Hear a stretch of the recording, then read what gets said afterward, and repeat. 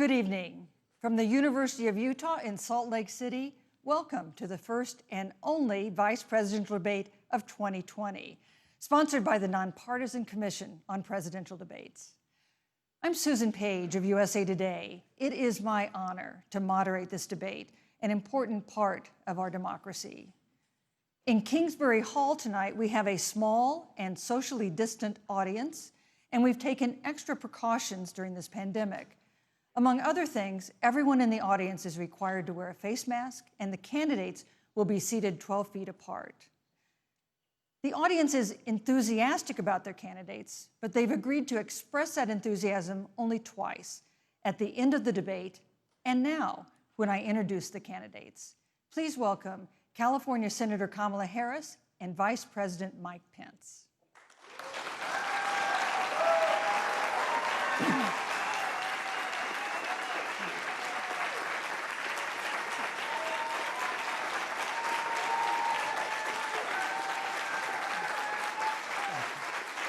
Thank you.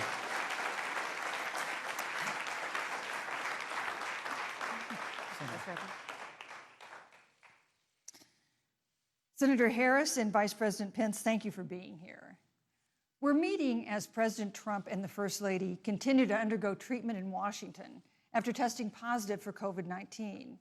We send our thoughts and prayers to them for their rapid and complete recovery and for the recovery of everyone afflicted by the coronavirus. The two campaigns and the Commission on Presidential Debates have agreed to the ground rules for tonight. I'm here to enforce them on behalf of the millions of Americans who are watching. One note, no one in either campaign or at the Commission or anywhere else has been told in advance what topics I'll raise or what questions I'll ask. This 90-minute debate will be divided into 9 segments of about 10 minutes each. I'll begin a segment by posing a question to each of you, sometimes the same question, sometimes a different question on the same topic. You will then have 2 minutes to answer without interruption by me or the other candidate. Then we'll take 6 minutes or so to discuss the issue. At that point, although there will always be more to say, we'll move on to the next topic. We want a debate that is lively, but Americans also deserve a discussion that is civil. These are tumultuous times, but we can and will have a respectful exchange about the big issues facing our nation. Let's begin with the ongoing pandemic that has cost our country so much. Senator Harris, the coronavirus is not under control. Over the past week, Johns Hopkins reports that 39 states have had more COVID cases over the past 7 days than in the week before. 9 states have set new records. Even if a vaccine is released soon, the next administration will face hard choices. What would a Biden administration do in January and February that a Trump administration wouldn't do? Would you impose new lockdowns for businesses and schools and hotspots? A federal mandate to wear masks? You have 2 minutes to respond without interruption. Thank you, Susan. Well, the American people have witnessed what is the greatest failure of any presidential administration in the history of our country. And here are the facts. 210,000 dead people in our country in just the last several months. Over 7 million people who have contracted this disease. 1 in 5 businesses closed. We're looking at frontline workers who have been treated like sacrificial workers. We are looking at over 30 million people who in the last several months had to file for unemployment. And here's the thing.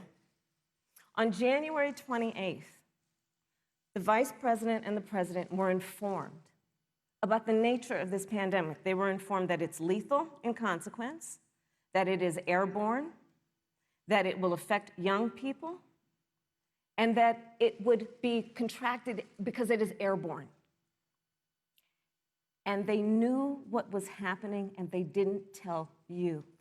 Can you imagine if you knew on January 28th, as opposed to March 13th, what they knew, what you might have done to prepare? They knew and they covered it up. The president said it was a hoax. They minimize the seriousness of it. The president said, you're on one side of his ledger if you wear a mask, you're on the other side of his ledger if you don't. And in spite of all of that, today they still don't have a plan. They still don't have a plan. Well, Joe Biden does. And our plan is about what we need to do around a national strategy for contact tracing, for testing, for administration of the vaccine, and making sure that it will be free for all. That is the plan that Joe Biden has and that I have, knowing that we have to get a hold of what has been going on, and we need to save our country. And Joe Biden is the best leader to do that, and frankly, this administration has forfeited their right to re-election based on this. Thank you, Senator Harris. Vice President Pence, more than 210,000 Americans have died of COVID-19 since February. The U.S. death toll as a percentage of our population is higher than that of almost every other wealthy nation on earth. For instance, our death rate is 2.5 times that of Canada next door. You head the administration's coronavirus task force. Why is the U.S. death toll as a percentage of our population higher than that of almost every other wealthy country? And you have 2 minutes to respond without interruption. Susan, thank you. And I want to thank the Commission and the University of Utah for hosting this event. And Senator Harris, it's a privilege to be on the stage with you. You know, our nation has gone through a very challenging time this year.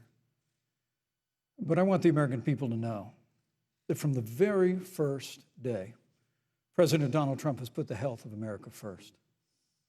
Before there were more than 5 cases in the United States, all people who had returned from China, President Donald Trump did what no other American president had ever done.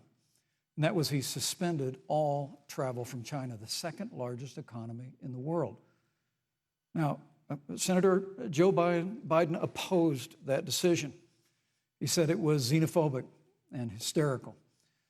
But I can tell you, having led the White House Coronavirus Task Force, that that decision alone by President Trump bought us invaluable time to stand up the greatest national mobilization since World War II.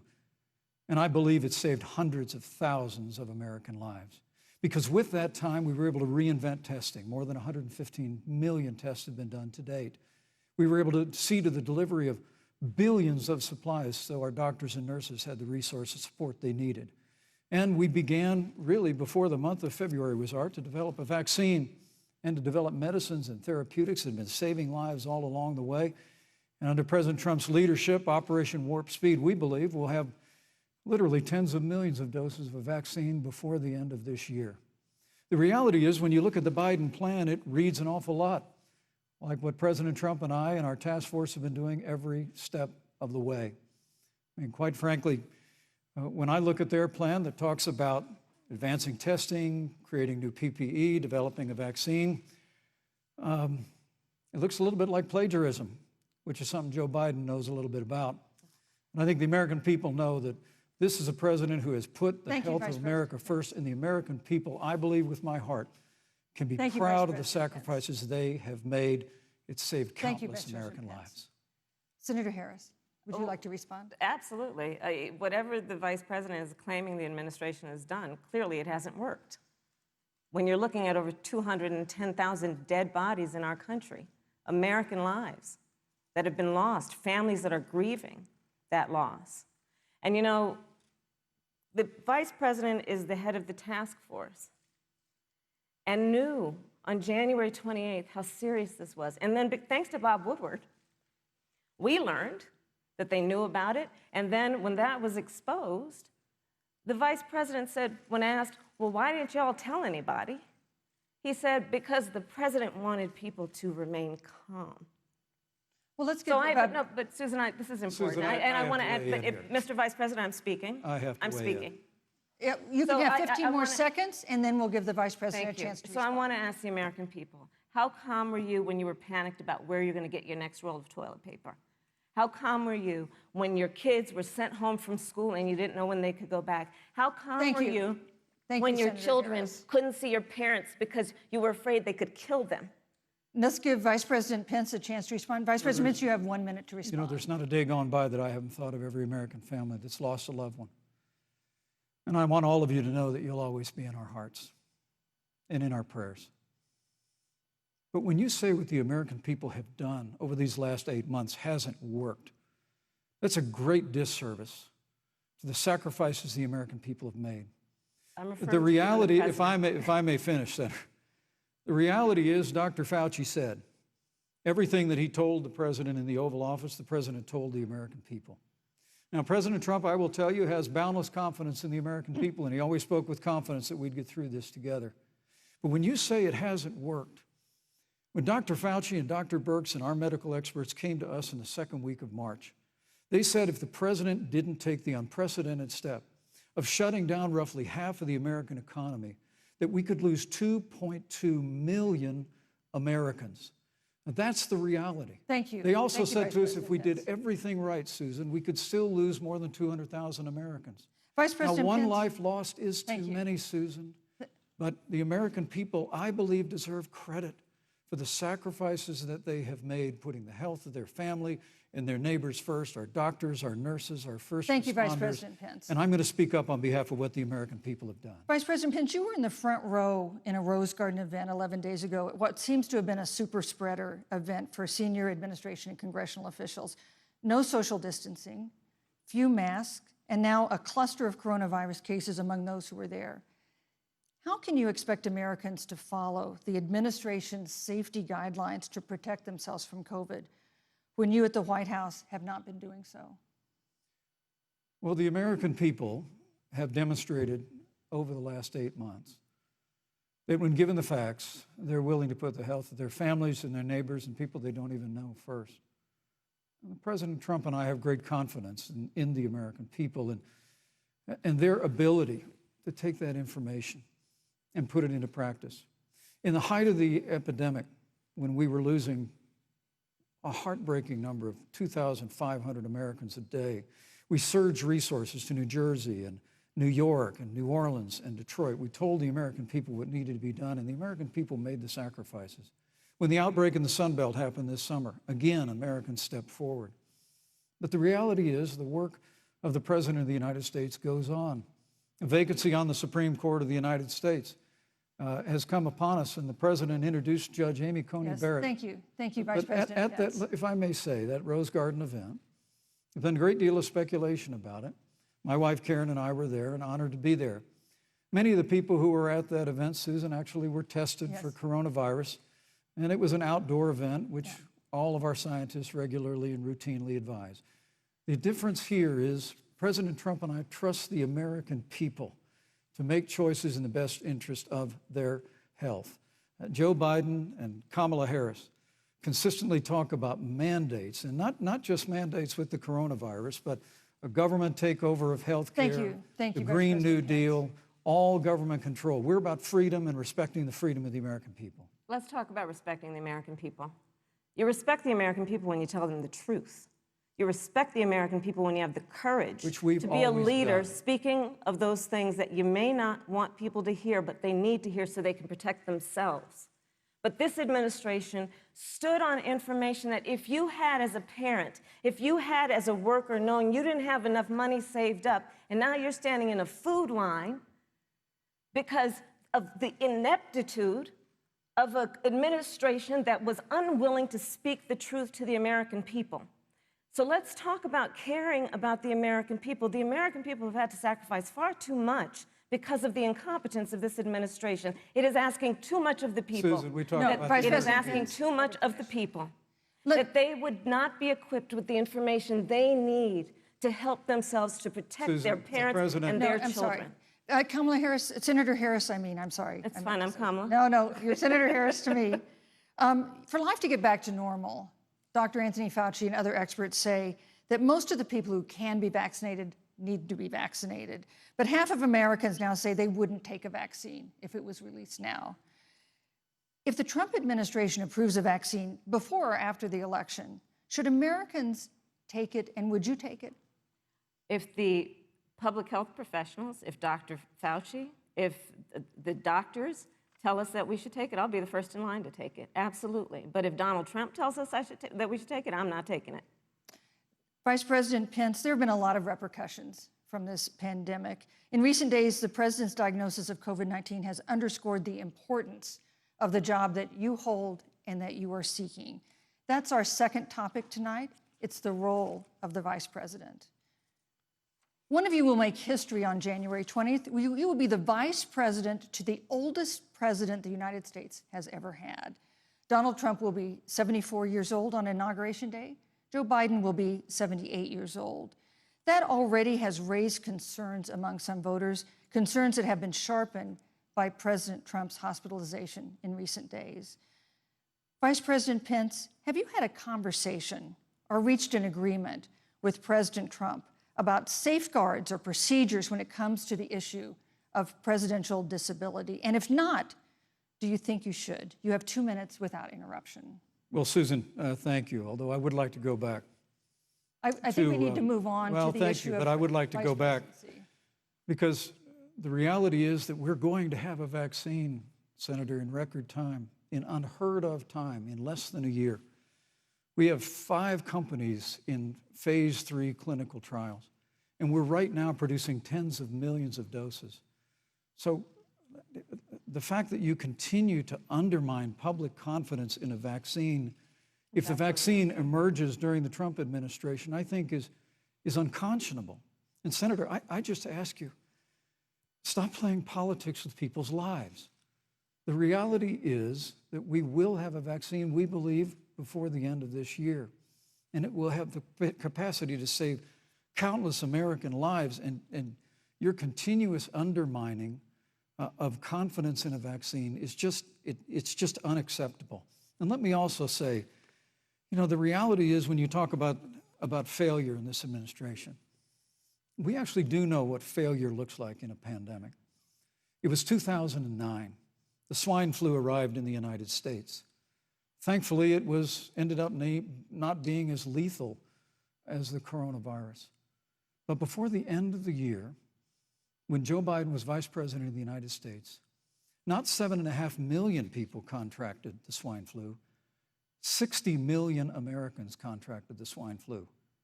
If the swine flu had been as lethal as the coronavirus, in 2009, when Joe Biden was Vice President, we would have lost 2 million American lives.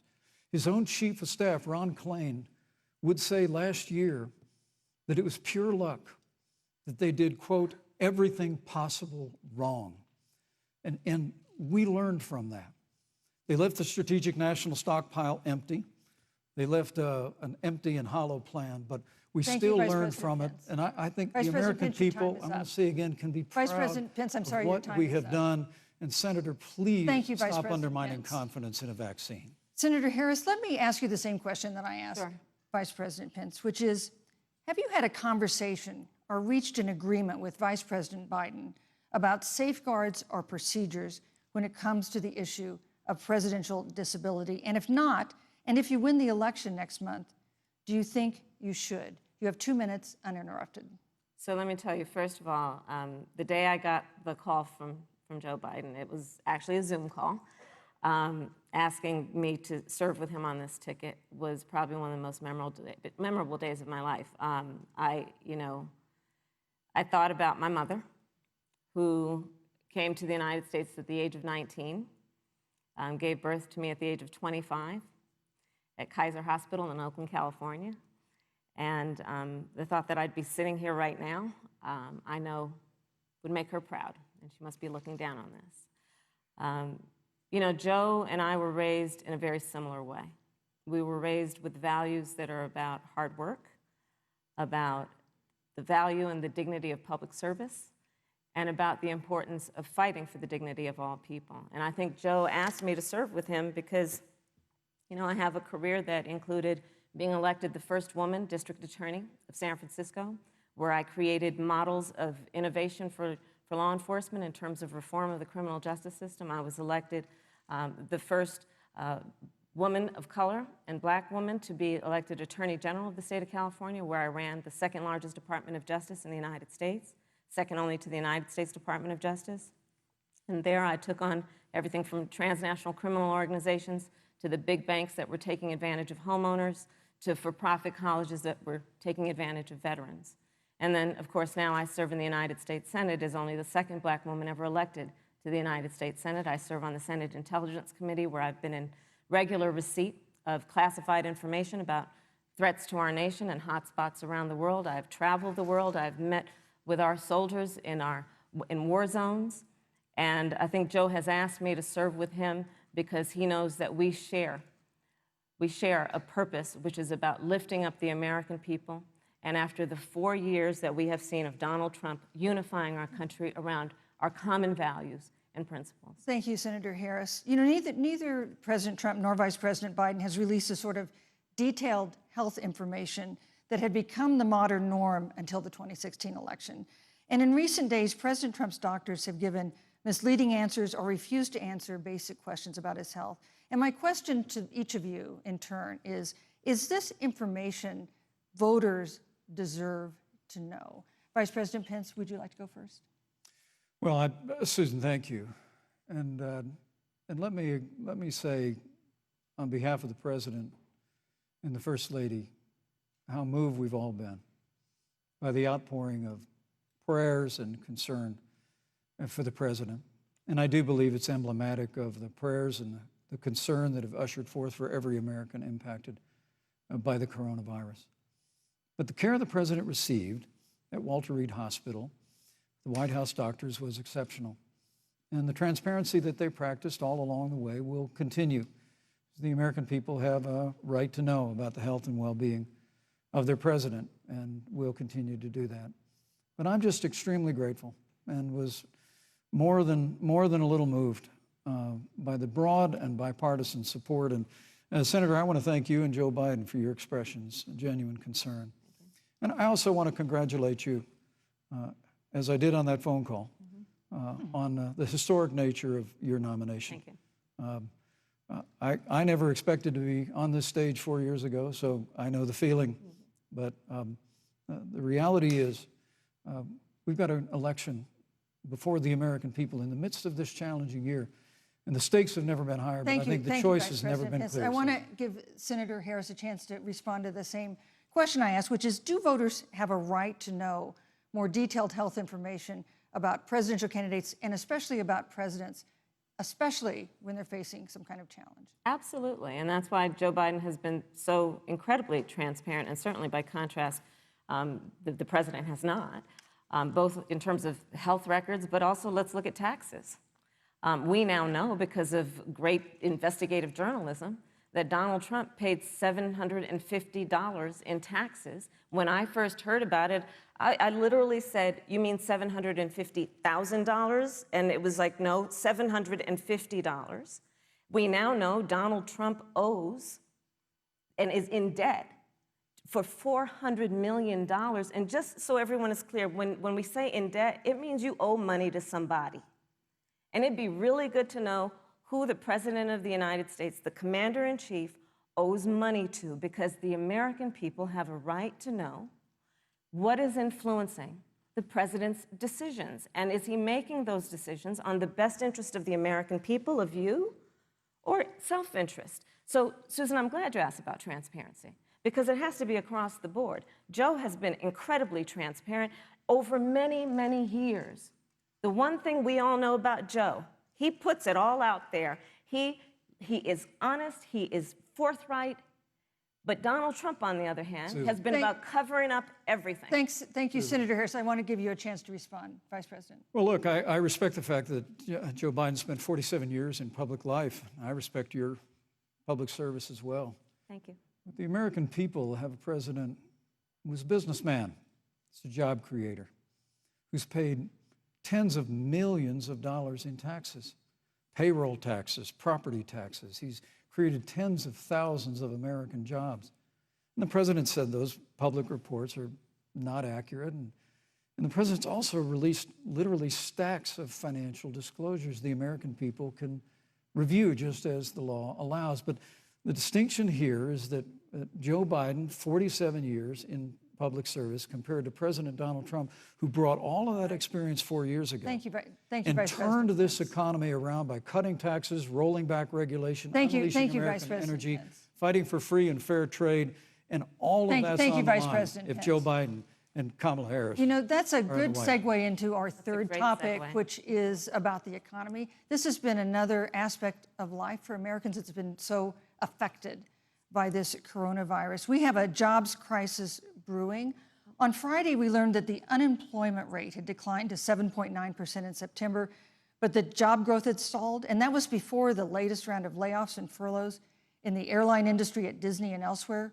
Hundreds of thousands of discouraged workers have stopped looking for work. Nearly 11 million jobs that existed at the beginning of the year haven't been replaced. Those hardest hit include Latinos, Blacks, and women. Senator Harris, the Biden-Harris campaign has proposed new programs to boost the economy, and you would pay for that new spending by raising $4 trillion in taxes on wealthy individuals and corporations. Some economists warn that could curb entrepreneurial ventures that fuel growth and create jobs. Would raising taxes put the recovery at risk? And you have 2 minutes to answer uninterrupted. Thank you. On the issue of the economy, I think there couldn't be a more fundamental difference between Donald Trump and Joe Biden. Joe Biden believes you measure the health and the strength of America's economy based on the health and the strength of the American worker and the American family.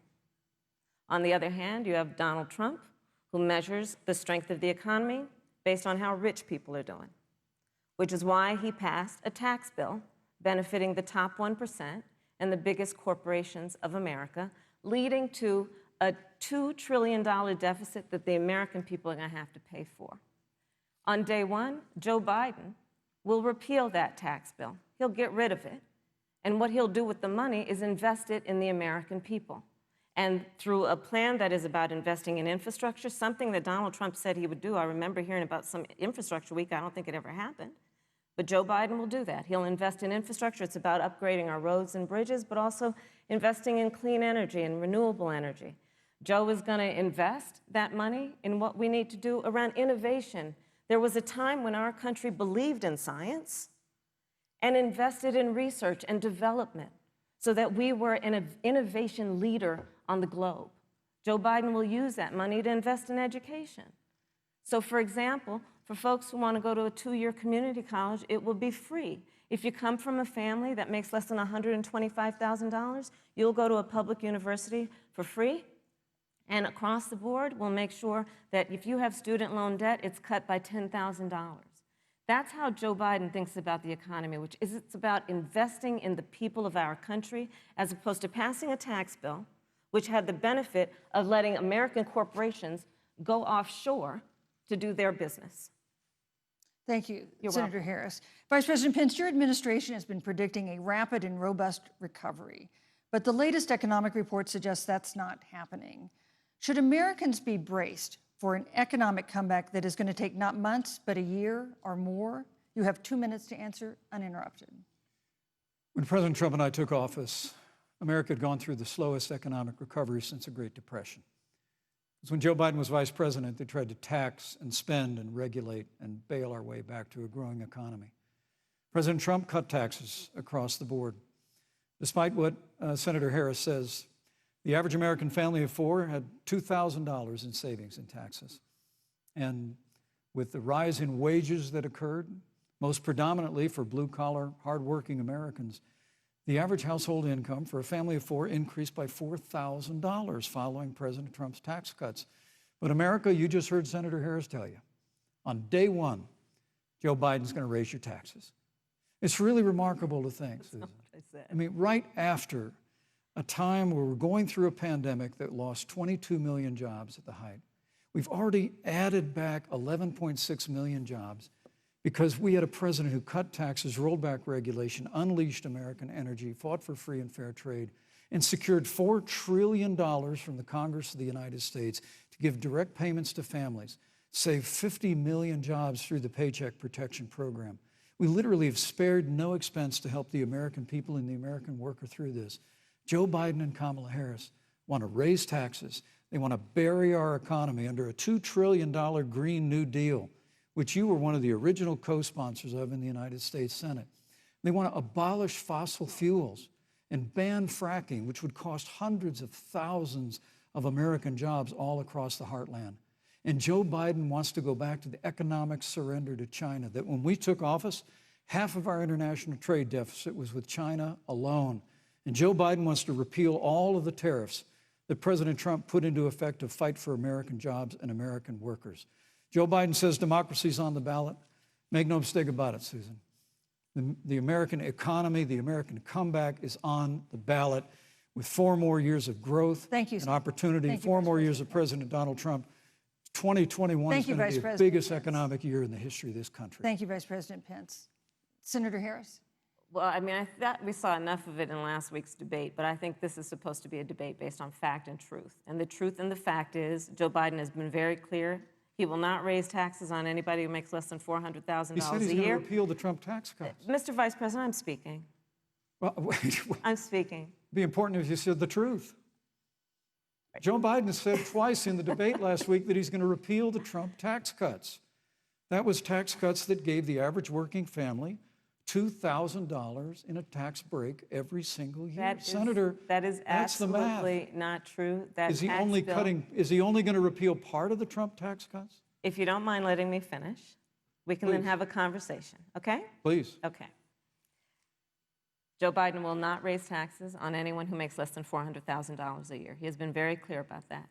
Joe Biden will not end fracking. He has been very clear about that. Joe Biden is the one who, during the Great Recession, was responsible for the Recovery Act that brought America back. And now the Trump-Pence administration wants to take credit when they rode the coattails of Joe Biden's success for the economy that they had at the beginning of their term. Of course, now the economy is a complete disaster.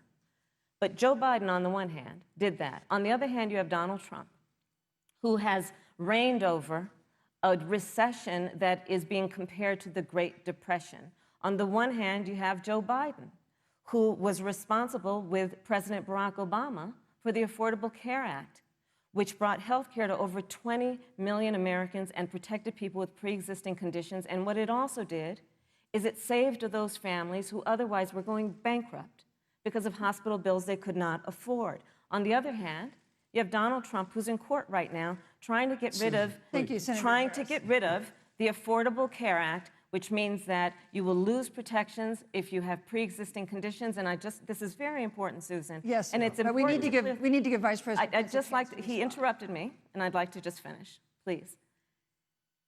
If you have a pre-existing condition, heart disease, diabetes, breast cancer, they're coming for you. If you love someone who has a pre-existing condition, they're coming for you. If you are under the age of 26 on your parents' coverage, they're coming for you. Senator Harris, thank you. You're welcome. Let me give you a chance to respond. Well, I hope we have a chance to talk about health care because Obamacare was a disaster. The American people remember it well. And President Trump and I have a plan to improve health care and to protect pre-existing conditions for every American. But look, Senator Harris, you're entitled to your own opinion, but you're not entitled to your own facts. You yourself said on multiple occasions when you were running for president that you would ban fracking. Joe Biden looked at a supporter in the eye and pointed and said, I guarantee that we will abolish fossil fuels. They have a $2 trillion version of the Green New Deal, Susan, that your newspaper, USA Today, said really wasn't that very different from the original Green New Deal. More taxes, more regulation, banning fracking, abolishing fossil fuel, crushing American energy, and economic surrender to China is a prescription for economic decline. President Trump and I will keep America growing. The V-shaped recovery that's underway right now will continue with 4 more years of President Donald Trump in the White House. Thank you very, very much, Vice President Pence. Once again, you've provided the perfect segue to a new topic, which is climate change. And Vice President Pence, I'd like to pose the first question to you. This year, we've seen record-setting hurricanes in the South. Another one, Hurricane Delta, is now threatening the Gulf. And we have seen record-setting wildfires in the West. Do you believe, as the scientific community has concluded, that man-made climate change has made wildfires bigger, hotter, and more deadly, and have made hurricanes wetter, slower, and more damaging? You have 2 minutes uninterrupted. Thank you, Susan. Well, first, I'm very proud of our record on the environment and on conservation. According to all of the best estimates, our air and land are cleaner than any time ever recorded. Our water is among the cleanest in the world. And just a little while ago, the president signed the Outdoors Act. It's the largest investment in our public lands and public parks in 100 years. So President Trump has made a commitment to conservation and to the environment. Now, with regard to climate change, the climate is changing. But the issue is, what's the cause and what do we do about it? President Trump has made it clear that we're going to continue to listen to the science. Now, Joe Biden and Kamala Harris would put us back in the Paris Climate Accord. They'd impose the Green New Deal, which would crush American energy, would increase the energy costs of American families in their homes, and literally would crush American jobs. And President Trump and I believe that the progress that we have made in a cleaner environment has been happening precisely because we have a strong free market economy. You know, what's remarkable is the United States has reduced CO2 more than the countries that are still in the Paris Climate Accord, but we've done it through innovation, and we've done it through natural gas and fracking, which, Senator, the American people can go look at the record. I know Joe Biden says otherwise now, as you do, but the both of you repeatedly committed to abolishing fossil fuel and banning fracking. And so by creating the kind of American innovation, we're actually steering toward a stronger and better environment. With regard to wildfires, President Trump and I believe that forest management has to be front and center, and even Governor Gavin Newsom from your state has agreed we've got to work on forest management. And with regard to hurricanes, the National Oceanic Administration tells us that actually as difficult as they are, Thank you, Vice President. there are no more hurricanes today than there were 100 years ago. Thank you. But many of the climate alarmists Pence, use I'm sorry, your time hurricanes is up. and wildfires to try and Thank sell you, their Vice bill of President goods of a Pence. Green New Deal. And President Trump and I are going to always put Thank you, American Vice jobs and President American Pence. workers first. Senator Harris, as the Vice President mentioned, you co-sponsored the Green New Deal in Congress. But Vice President Biden said in last week's debate that he does not support the Green New Deal. But if you look at the Biden-Harris campaign website, it describes the Green New Deal as a crucial framework. What exactly would be the stance of a Biden-Harris administration toward the Green New Deal? You have 2 minutes uninterrupted. Sure. So first of all, I will repeat, and the American people know, that Joe Biden will not ban fracking. That is a fact. That is a fact. I will repeat that Joe Biden has been very clear that he thinks about growing jobs, which is why he will not increase taxes for anyone who makes less than $400,000 a year. Joe Biden's economic plan, Moody's, which is a reputable Wall Street firm, has said will create 7 million more jobs than Donald Trump's. And part of those jobs that will be created by Joe Biden are going to be about clean energy and renewable energy. Because you see, Joe understands that the west coast of our country is burning, including my home state of California. Joe sees what is happening on the Gulf states, which are being battered by storms. Joe has seen and talked with the farmers in Iowa, whose entire crops have been destroyed because of floods. And so Joe believes, again, in science. I'll tell you something, Susan. I served, when I first got to the Senate, on the committee that's responsible for the environment. Do you know this administration took the word science off the website and then took the phrase climate change off the website? We have seen a pattern with this administration, which is they don't believe in science. And Joe's plan is about saying we're going to deal with it, but we're also going to create jobs. Donald Trump, when asked about the wildfires in California, and the question was, you know, the science is telling us this, you know what Donald Trump said? Science doesn't know.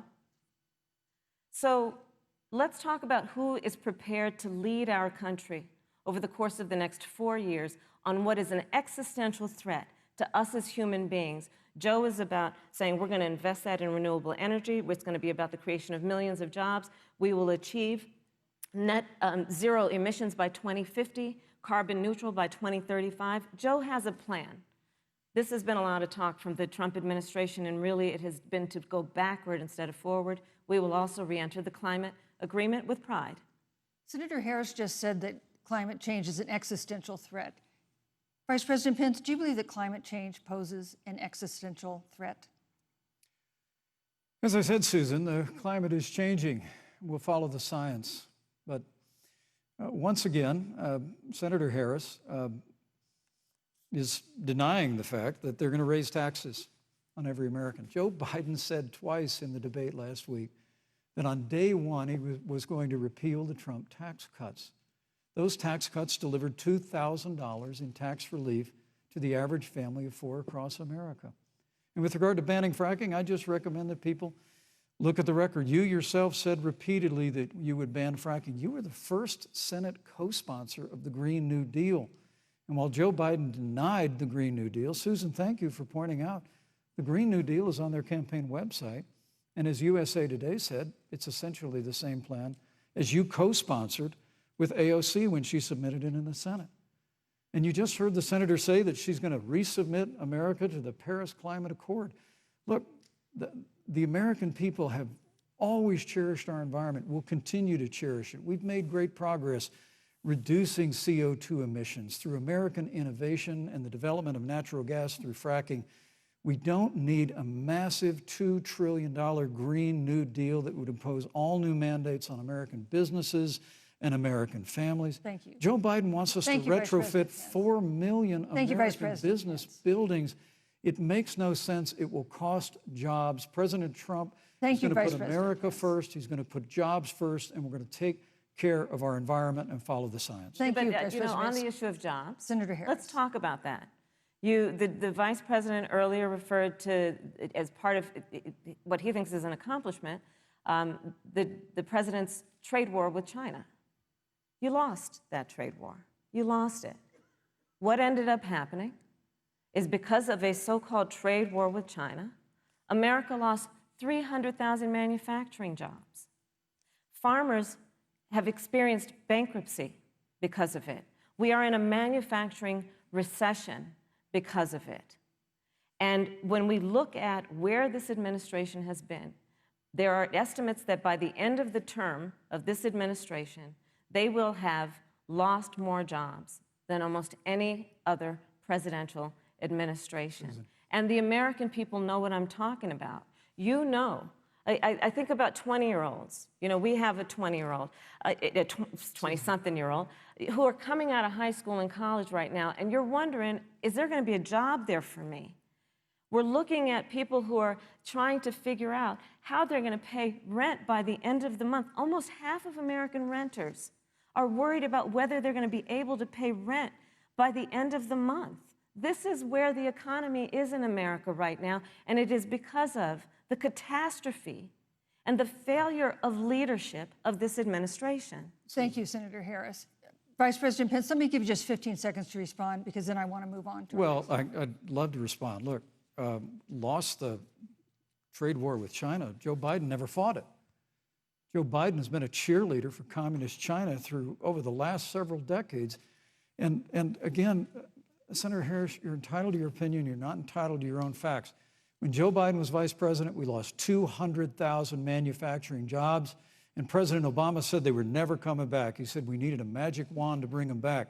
In our first 3 years after we cut taxes, rolled back regulation, unleashed American energy, this administration saw 500,000 manufacturing jobs created. And that's exactly the kind of growth we're going to continue to see as we bring our nation through this pandemic. But a Green New Deal, your massive new mandates, your Paris Climate Accord, it's going to kill jobs this time, just like it killed jobs. I just need to respond very briefly, 15 seconds, and then we'll move on. Thank you. Joe Biden is responsible for saving America's auto industry, and you voted against it. So let's set the record straight. Thank you.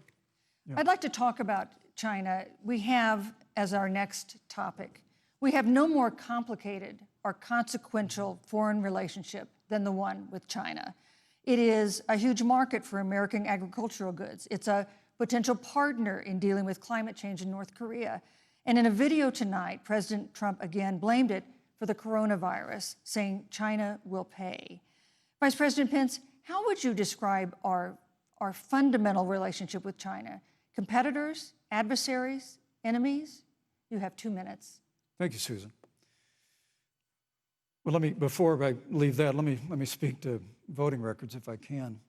You know, everybody knows that NAFTA cost literally thousands of American factories to close. We saw automotive jobs go south of the border. President Trump fought to renegotiate NAFTA.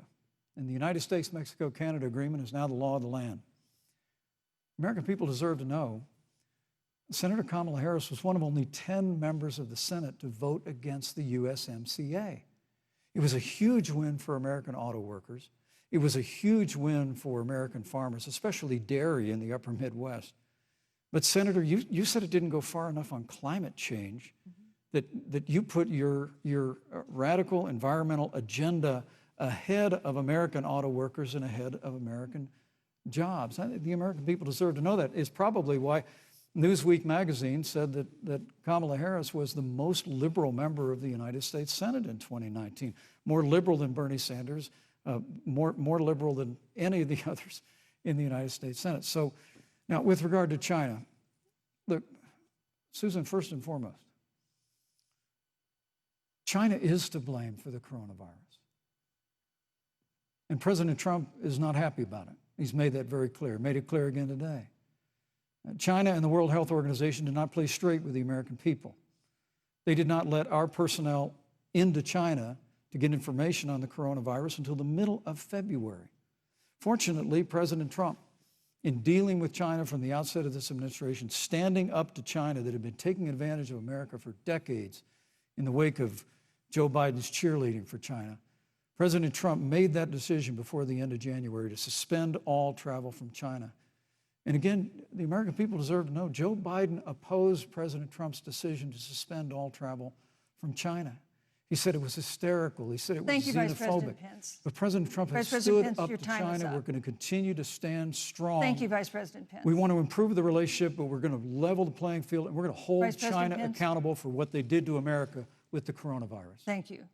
Senator Harris, let me ask you the same question that I asked the Vice President. How would you describe our fundamental relationship with China? Are we competitors, adversaries, enemies? You'll have 2 minutes uninterrupted. Susan, the Trump administration's perspective and approach to China has resulted in the loss of American lives, American jobs, and America's standing. There's a weird obsession that President Trump has had with getting rid of whatever accomplishment was achieved by President Obama and Vice President Biden. For example, they created within the White House an office that basically was responsible for monitoring pandemics. They got rid of it. Not true. There was a team of disease experts that President Obama and Vice President Biden dispatched to China to monitor what is now predictable and what might happen. They pulled them out. We now are looking at 210,000 Americans who have lost their lives. Let's look at the job situation. We mentioned before the trade deal, the trade war, they wanted to call it, with China.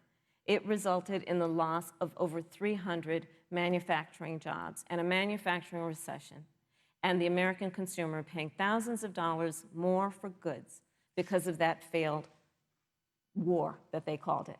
Then let's talk about standing. Pew, a reputable research firm, has done an analysis that shows that leaders of all of our formerly allied countries have now decided that they hold in greater esteem and respect Xi Jinping, the head of the Chinese Communist Party, than they do Donald Trump, the President of the United States, the Commander-in-Chief of the United States. This is where we are today because of a failure of leadership by this administration. Senator Harris, we've seen changes in the role of the United States in terms of global leadership over the past 4 years. And of course, times do change. What's your definition? We've seen strains with China, of course, as the Vice President mentioned. We've seen strains with our traditional allies in NATO and elsewhere. What is your definition of the role of American leadership in 2020?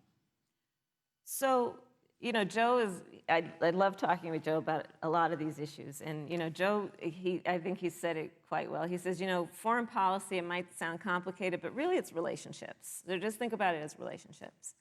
And so we know this in our personal and professional relationships. You got to keep your word to your friends. Got to be loyal to your friends. People who've stood with you, got to stand with them. You got to know who your adversaries are and keep them in check.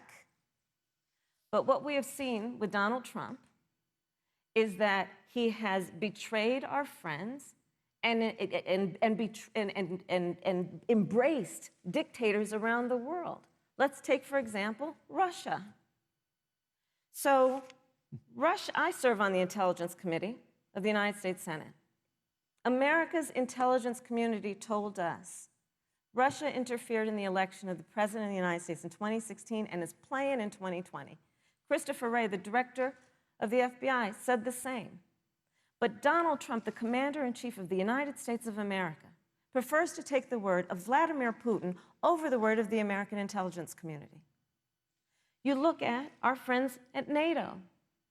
He has walked away from agreements. You can look at the Iran nuclear deal, which now has put us in a position where we are less safe because they are building up what might end up being a significant nuclear arsenal.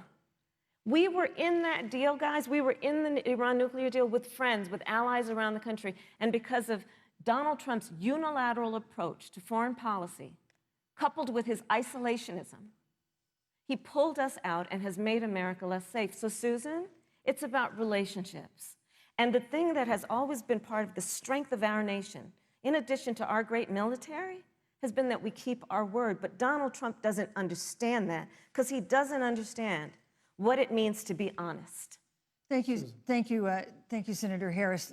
Vice President Pence, let me give you a chance to respond. Well, thank you. Well, President Trump kept his word when we moved the American embassy to Jerusalem, the capital of the state of Israel. When Joe Biden was vice president, they promised to do that, and they never did. We've stood strong with our allies, but we've been demanding. NATO is now contributing more to our common defense than ever before, thanks to President Trump's leadership. We've strengthened our alliances across the Asia-Pacific, and we've stood strong against those who would do us harm. You know, when President Trump came into office, ISIS had captured an area of the Middle East the size of Pennsylvania. But President Trump unleashed the American military, and our armed forces destroyed the ISIS caliphate and took down their leader, al-Baghdadi, without one American casualty. Al-Baghdadi was responsible for the death of thousands. But notably, America's hearts today are with the family of Kayla Mueller, her parents of which are here with us tonight in Salt Lake City. Today, two of the ISIS killers responsible for Kayla Mueller's murder were brought to justice in the United States. Jihadi John was killed on the battlefield along with the other beetle. The reality is that when Joe Biden was vice president, we had an opportunity to save Kayla Mueller.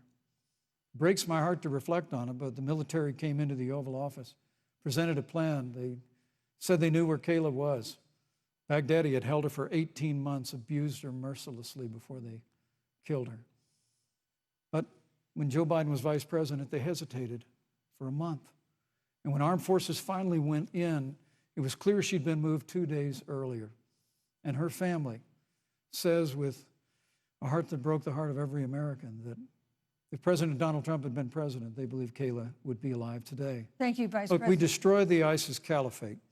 And you talk about re-entering the Iran nuclear deal. I mean, the last administration transferred $1.8 billion to the leading state sponsor Thank you, Vice of President terrorism. Pence. President Donald Trump got us out of the deal. Thank you, Vice President Pence. And when Qasem Soleimani was traveling to Baghdad Thank you, to do Vice President harm Pence. to Americans, President Donald Trump took Thank you, him Vice out. President Pence. And America is safer, our allies are safer, and the American people know President Donald Trump will never Thank you, hesitate Vice President to take Pence. action. I would like to give Senator Harris a chance to respond, but not at such great length, because of course there are other topics we want to talk about. But I would like equal time. Yes.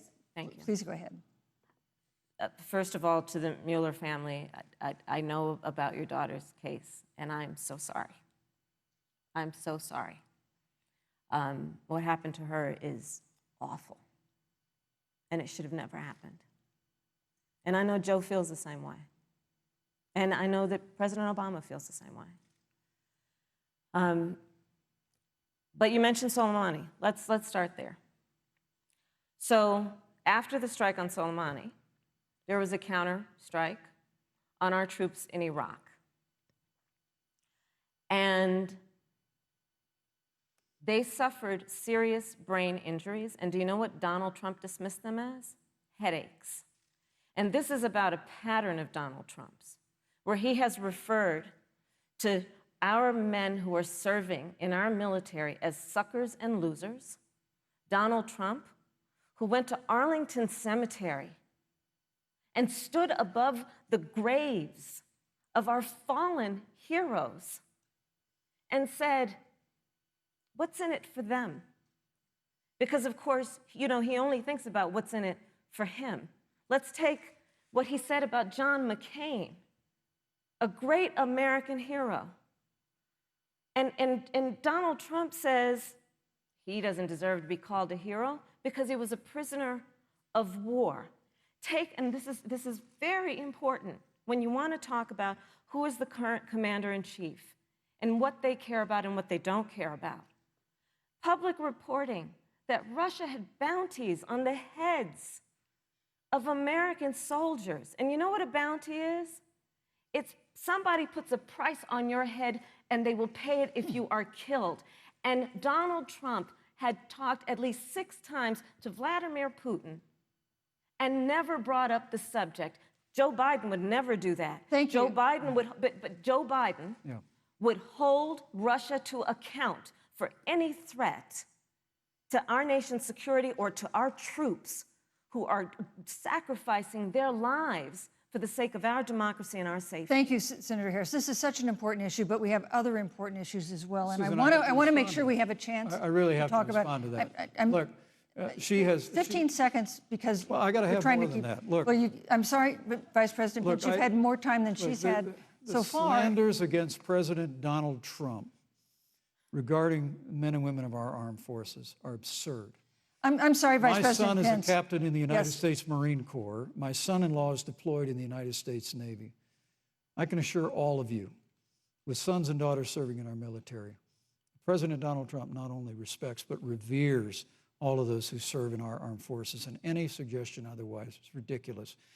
Thank you, Vice President Pence. Vice The American President people Pence, deserve, Susan, Vice the American President people Pence, deserve to know. Vice President There's a Pence, I did not, pattern that you excuse can't me, deny. Susan, the I American did not people create deserve the to know rules for tonight. Joe Biden Your and campaigns agreed to the rules for tonight's debate with the Commission on Presidential Debates. I'm here to enforce them, which involves moving from one topic to another, giving roughly equal time to both of you, which is what I'm trying very hard to do. Go right ahead. So I want to go ahead and move to the next topic, which is an important one, as the last topic was, and that is the Supreme Court.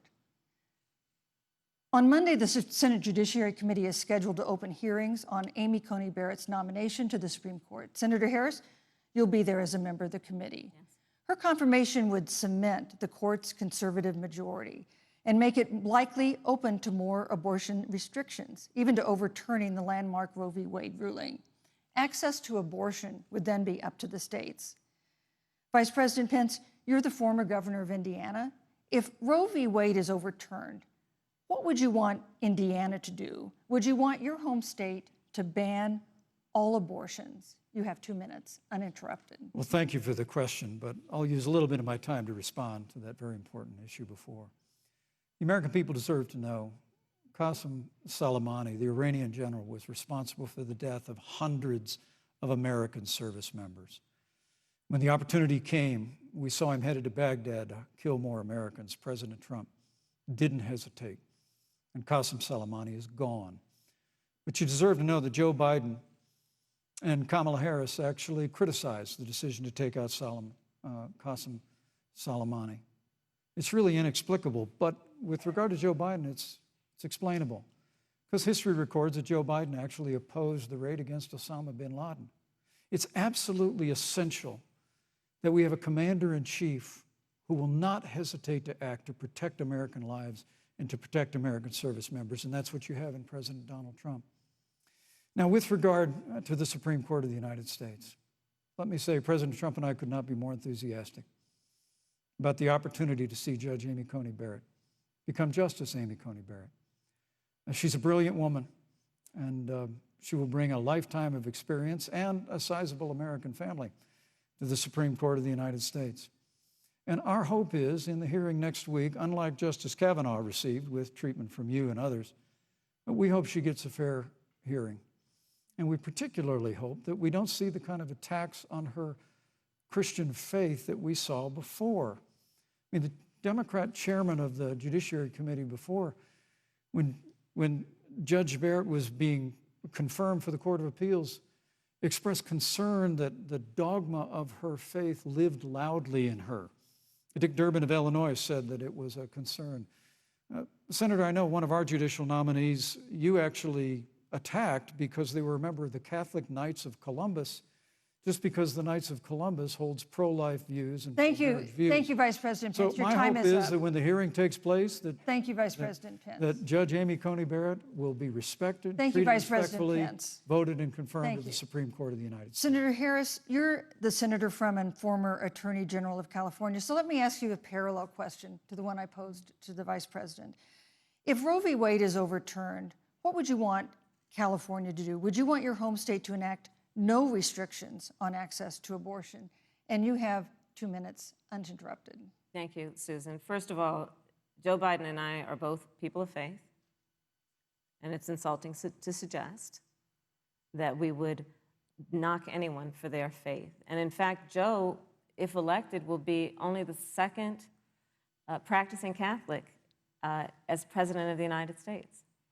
On the issue of this nomination, Joe and I are very clear, as are the majority of the American people. We are 27 days before the decision about who will be the next president of the United States. And, you know, before, when this conversation has come up, you know, it's been about election year or election time. We're literally in an election. Over 4 million people have voted. People are in the process of voting right now. And so Joe has been very clear, as the American people are.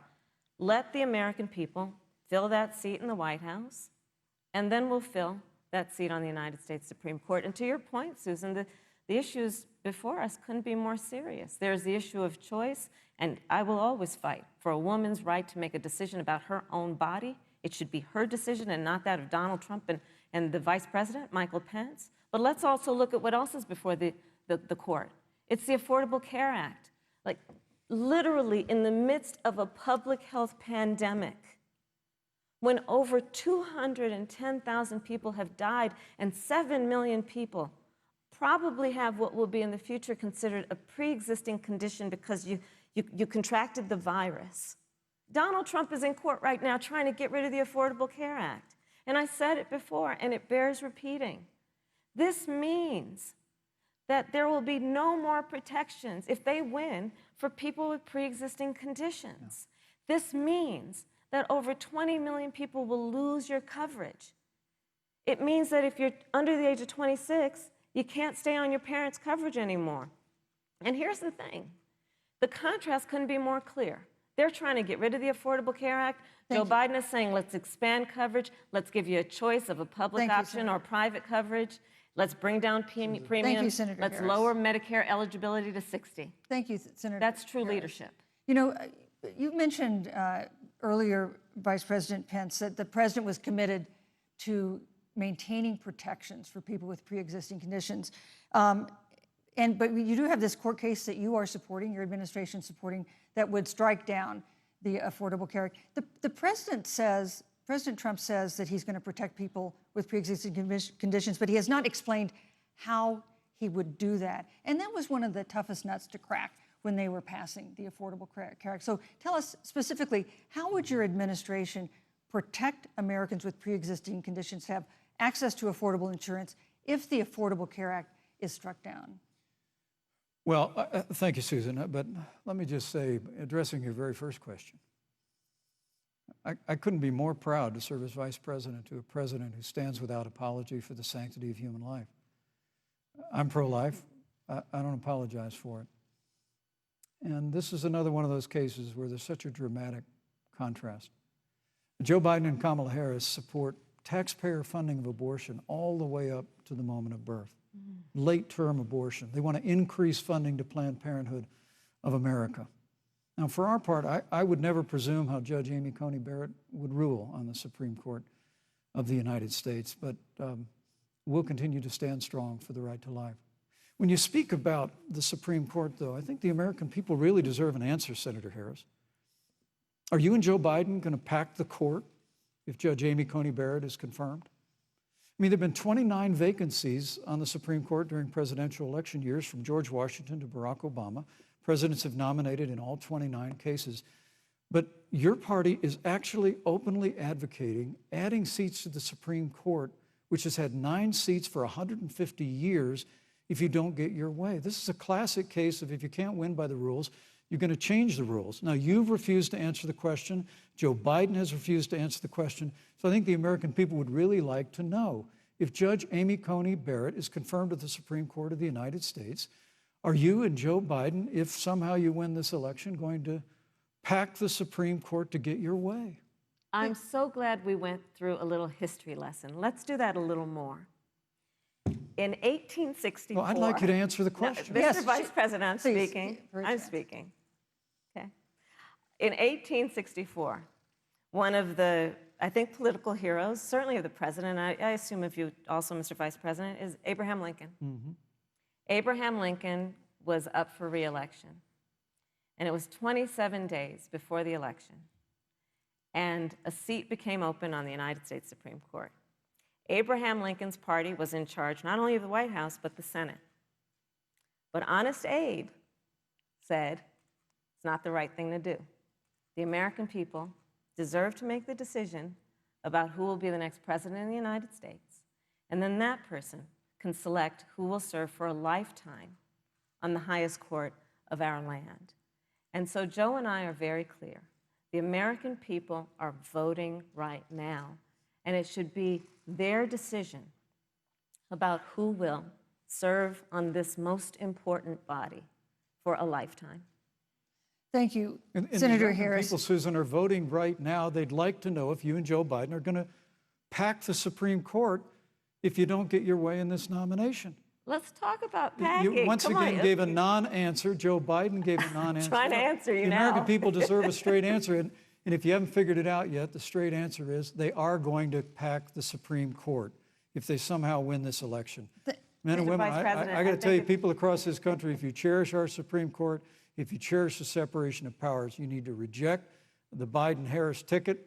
Come November the 3rd, re-elect President Donald Trump, and we'll stand by that separation of powers in a 9-seat Supreme Court. Yeah, Thank let's you. talk about packing the court then. Let's talk about the Please. fact. Yeah, I'm about to.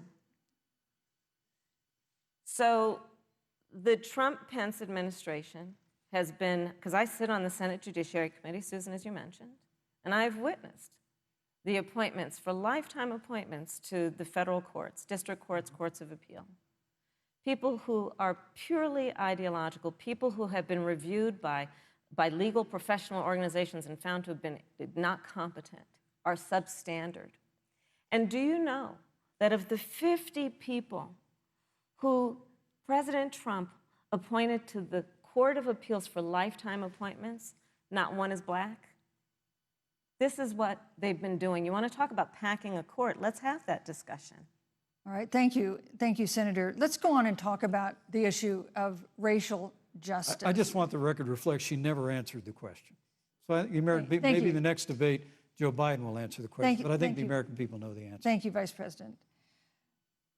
In March, Breonna Taylor, a 26-year-old emergency room technician in Louisville, was shot and killed after police officers executing a search warrant in a narcotics investigation broke into her apartment. The police said they identified themselves. Taylor's boyfriend said he didn't hear them do that. He used a gun registered to him to fire a shot, which wounded an officer. The officers then fired more than 20 rounds into the apartment. They say they were acting in self-defense. None of them have been indicted in connection with her death. Senator Harris, in the case of Breonna Taylor, was justice done? You have 2 minutes. I don't believe so. And I've talked with Breonna's mother, Tamika Palmer, and her family. And her family deserves justice. She was a beautiful young woman. She had as her life goal to become a nurse, and she wanted to become an EMT to first learn what's going on out on the street so she could then become a nurse and save lives. And her life was taken unjustifiably and tragically and violently. And it brings me to, you know, the 8 minutes and 46 seconds that America witnessed, during which an American man was tortured and killed under the knee of an armed, uniformed police officer. And people around our country of every race, of every age, of every gender, perfect strangers to each other, marched shoulder to shoulder, arm in arm, fighting for us to finally achieve that ideal of equal justice under law. And I was a part of those peaceful protests. And I believe strongly that, first of all, we are never going to condone violence, but we always must fight for the values that we hold dear, including the fight to achieve our ideals. And that's why Joe Biden and I have said on this subject, look, and I'm a former career prosecutor. I know what I'm talking about. Bad cops are bad for good cops. We need reform of our policing in America and our criminal justice system, which is why Joe and I will immediately ban chokeholds and carotid holds. George Floyd would be alive today if we did that. We will require a national registry for police officers who break the law.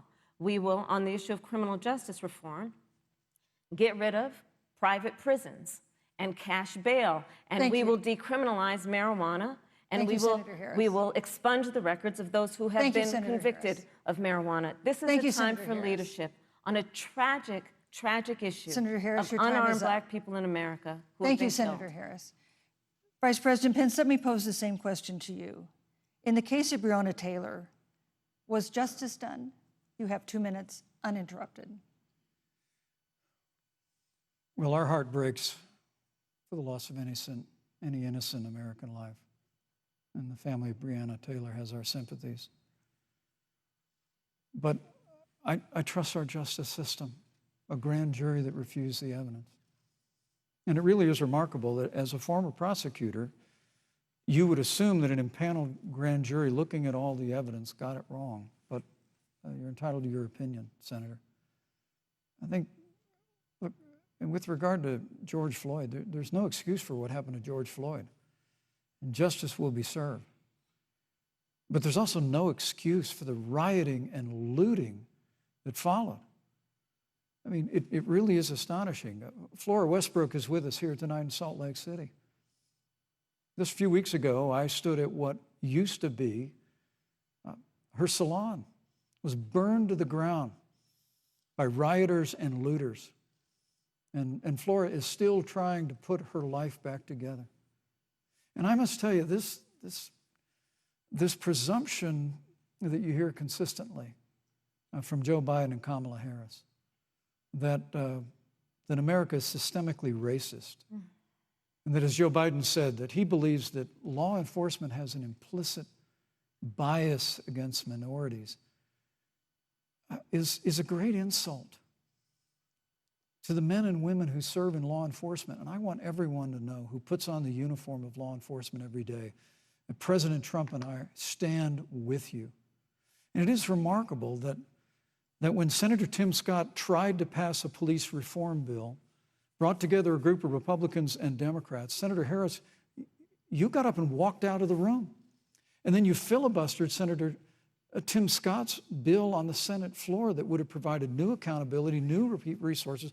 Look, we don't have to choose between supporting law enforcement, improving public safety, and supporting our African-American neighbors and all of our minorities.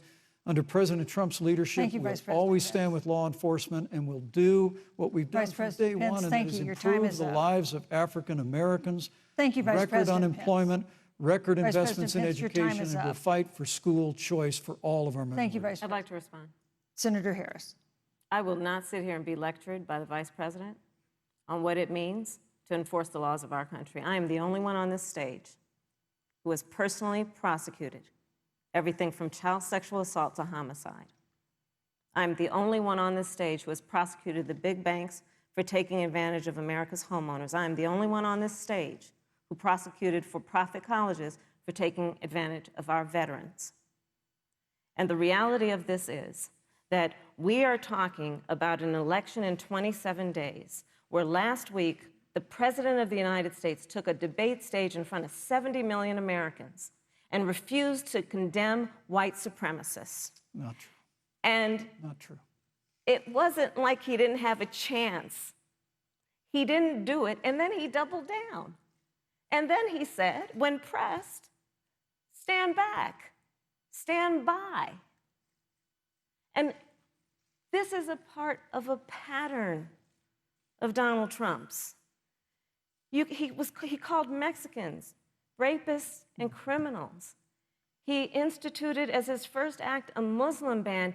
On the issue of Charlottesville, where people were peacefully protesting the need for racial justice, where a young woman was killed, and on the other side there were neo-Nazis carrying tiki torches, shouting racial epithets, anti-Semitic slurs.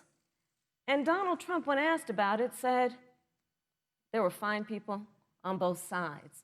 This is who we have as the President of the United States. And America, you deserve better. Joe Biden will be a president who brings our country together. Senator Harris. And recognizes the beauty in our diversity and the fact that we Senator all Harris, have thank so you. much more in common than what separates us. Vice President Pence, let me give you a minute to respond. Thank you, Susan. I appreciate that very much.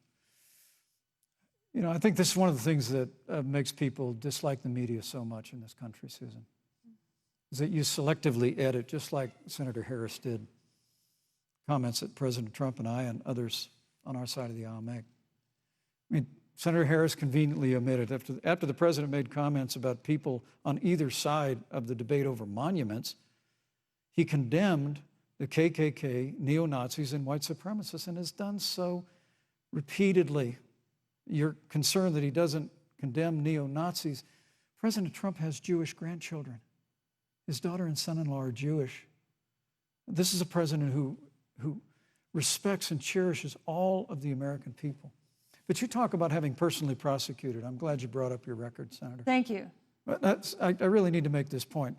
When you were DA in San Francisco, when you left office, African Americans were 19 times more likely to be prosecuted for minor drug offenses than whites and Hispanics. When you were Attorney General of California, you increased the disproportionate incarceration of blacks in California. You did nothing on criminal justice reform in California. You didn't lift a finger to pass the First Step Act on Capitol Hill. I mean, the reality is your record speaks for itself. President Trump and I have fought for criminal justice reform. Thank you, Vice President We've fought Pence. for educational choice and opportunities for African Americans, all of our Thank you, minorities. sir. And we'll do it for 4 more Thank years. you. You know, there is no more important issue than the final issue that we're going to talk about tonight, and that is the issue of the election itself. Susan, he attacked my record. I would like an opportunity to respond. Let me give you 30 seconds because we're running out of time. I appreciate that. First of all, having served as the Attorney General of the state of California, the work that I did is a model of what our nation needs to do, and we will be able to do under a Joe Biden presidency. Our agenda includes what this administration has failed to do. It will be about not only instituting a ban on chokeholds and carotid holes. Thank you. Not only, Thank you, Senator I Harris. would like to go through. These are points that you made earlier in the hour, and I want to talk about the election itself before we have to. But I want to talk about the connection between what Joe and I will do and my record, which includes I was the first statewide officer to institute a requirement that my agents would wear body cameras and keep them on full time. We were the first to initiate a requirement that there would be a training for law enforcement on implicit bias because, yes, Joe Biden and I recognize that implicit bias does exist, Mr. Vice President, contrary to what you may believe. We did the work of instituting reforms that were about investing in reentry. This is the work that we have done and the work we will do going forward. And again, I will not be lectured by the Vice President on our record of what we have done in terms of law enforcement and keeping our communities safe, and a commitment to reforming the criminal justice system of America. Thank you, Senator Harris. And I'd like to I'd like you to respond first to the question on our final topic, the election itself. President Trump has several times refused to commit himself to a peaceful transfer of power after the election. If your ticket wins and President Trump refuses to accept a peaceful transfer of power, what steps would you and Vice President Biden then take? What would happen next? You have 2 minutes. So I'll tell you, Joe and I are, I think, particularly proud of the coalition that we've built around our campaign. We probably have one of the broadest coalitions of folks that you've ever seen in a presidential race. Of course, we have the support of Democrats, but also independents and Republicans. In fact, 7 members of President George W. Bush's cabinet are supporting our ticket. We have the support of Colin Powell, Cindy McCain, John Kasich, over 500 generals, retired generals, and former national security experts and advisors are supporting our campaign. And I believe they are doing that because they know that Joe Biden has a deep, deep-seated commitment to fight for our democracy and to fight for the integrity of our democracy and to bring integrity back to the White House. And so we believe in the American people. We believe in our democracy. And here's what I'd like to say to everybody. Vote. Please vote. Vote early. Come up with a plan to vote. Go to iwillvote.com. You can also go to joebiden.com. We have it within our power in these next 27 days to make the decision about what will be the course of our country for the next 4 years. And it is within our power, and if we use our vote and we use our voice, we will win. And we will not let anyone subvert our democracy with what Donald Trump has been doing, as he did on the debate stage last week, when again in front of 70 million people, he openly attempted to suppress the vote. Joe Biden, on the other hand, on that same debate stage, because clearly Donald Trump doesn't think he can run on a record because it's a failed record, Joe Biden on that stage said, hey, just please vote. So I'll repeat what Joe said. Please vote. Thank you, Senator. Vice President Pence, President Trump has several times refused to commit himself to a peaceful transfer of power after the election. If Vice President Biden is declared the winner and President Trump refuses to accept a peaceful transfer of power, what would be your role and responsibility as Vice President? What would you personally do? You have 2 minutes. Well, Susan, first and foremost, I think we're going to win this election. Because while Joe Biden and Kamala Harris rattle off a long litany of the establishment in Washington, D.C., an establishment that Joe Biden's been a part of for 47 years, President Donald Trump has launched a movement of everyday Americans from every walk of life. And I have every confidence that those same Americans that delivered that historic victory in 2016, they see this president's record where we rebuild our military, we revived our economy through tax cuts and rolling back regulation, fighting for fair trade, unleashing American energy. We appointed conservatives to our federal courts at every level. And we stood with the men and women of law enforcement every single day. And I think that movement of Americans has only grown stronger in the last 4 years. But when you talk about accepting the outcome of the election, I must tell you, Senator, your party has spent the last 3.5 years trying to overturn the results of the last election. It's amazing. When Joe Biden was Vice President of the United States, the FBI actually spied on President Trump and my campaign. I mean, there were documents released this week that the CIA actually made a referral to the FBI documenting that those allegations were coming from the Hillary Clinton campaign. And of course, we've all seen the avalanche, what you put the country through for the better part of 3 years until it was found that there was no obstruction, no collusion, case closed. And then, Senator Harris, you and your colleagues in the Congress tried to impeach the President of the United States over a phone call. And now Hillary Clinton has actually said to Joe Biden that in her words, under no circumstances should he concede the election. So let me just say, I think we're going to win this election. President Trump and I are fighting every day in courthouses to prevent Joe Biden and Kamala Harris from changing the rules and creating this universal mail-in voting that'll create a massive opportunity for voter fraud. And we have a free and fair election. We know we're going to have confidence in it. And I believe in all my heart that President Donald Trump's going to be reelected for 4 more years. You know, I've written all the questions that I've asked tonight, but for the final question of the debate, I'd like to read a question that someone else wrote. The Utah Debate Commission asked students in the state to write essays about what they would like to ask you. And I want to close tonight's debate with the question posed by Brecklin Brown. She's an 8th grader at Springville Junior High in Springville, Utah. And here's what she wrote, quote, "When I watch the news, all I see is arguing between Democrats and Republicans. When I watch the news, all I see is citizen fighting against citizen. When I watch the news, all I see are 2 candidates from opposing parties trying to tear each other down. If our leaders can't get along, how are the citizens supposed to get along?" And then she added, "Your examples could make all the difference to bring us together," end quote. So to each of you in turn, I'd like you to take 1 minute and respond to Brecklin. Vice President Pence, you have 1 minute. Brecklin, it's a wonderful question. And let me just commend you for taking an interest in public life. I started following the news when I was very young. And in America, we believe in a free and open exchange of debate. And we celebrate that. And it's how we've created literally the freest and most prosperous nation in the history of the world. But I would tell you that don't assume that what you're seeing on your local news networks is synonymous with the American people. You know, I look at the relationship between Justice Ruth Bader Ginsburg, the late justice who we just lost from the Supreme Court, and the late Justice Antonin Scalia. They were on polar opposites on the Supreme Court of the United States, one very liberal, one very conservative. But what's been learned since her passing was the 2 of them and their families were the very closest of friends. I mean, here in America, we can disagree. We can debate vigorously, as Senator Harris and I have on this stage tonight. But when the debate is over, we come together as Americans.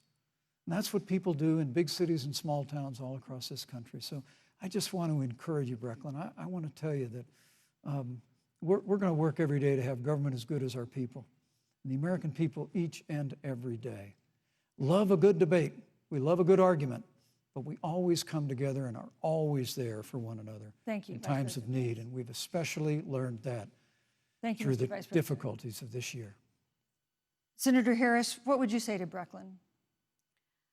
First of all, I love hearing from our young leaders. And when I hear her words, when I hear your words, Brecklin, I know our future is bright because it is that perspective on who we are and who we should be.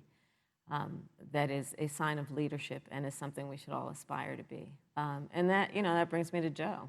Joe Biden, one of the reasons that Joe decided to run for president is after Charlottesville, which we talked about earlier.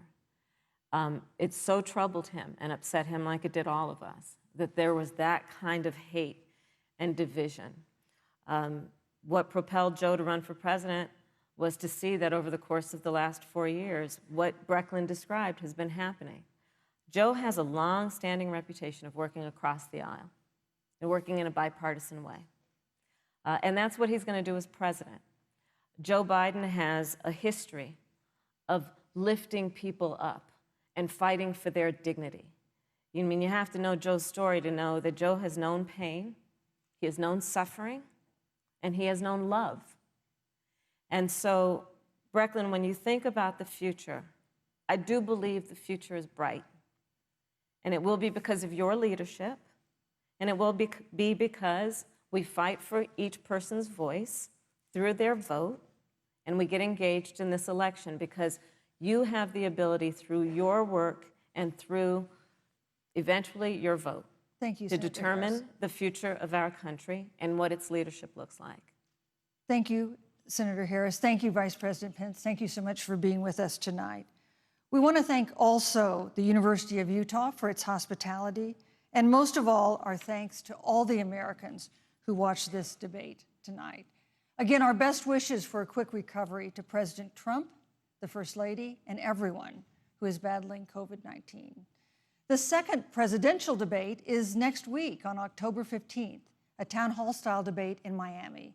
We hope you'll join us then. Good evening.